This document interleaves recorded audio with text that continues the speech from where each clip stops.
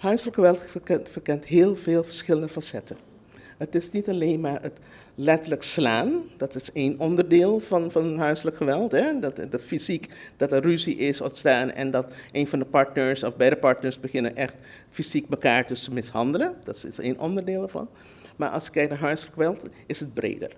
Stalking is ook huiselijk geweld. En als ik zeg dan over stalking, dan is het dat kennen we allemaal, het gebeurt ook hier op het eiland. Maar je hebt ook het onderdeel dat mensen zeggen van nou we worden zo emotioneel, psychisch, worden we zo onder druk gezet, zegt een vrouw.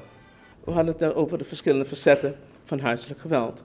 Dus als een mevrouw zegt van ja, ik word zo onder druk gezet door mijn echtgenoot. Als ik om 5 uur klaar ben met werk, moet ik wel om 4:15 thuis zijn. En niet later, want dan gaat hij bellen. Hij wil weten waar ik ben. Dus op die manier, dus het controle hebben over iemand die totaal bijna geen vrijheid heeft. Dat is ook een vorm van huiselijk geweld. We hebben ook, wat je ziet, ik heb het net over economische uitbuiting. Dat is ook een vorm van huiselijk geweld. Je kan ook praten over ouderenmishandeling, ouderenverwaarlozing. Komt ook voor. En zo kunnen we verschillende facetten van huiselijk geweld benoemen. En wat ook, als je zegt over kindermishandeling, wat je ook ziet in huiselijk geweld, vaak zijn er kinderen aanwezig. En die maken het mee.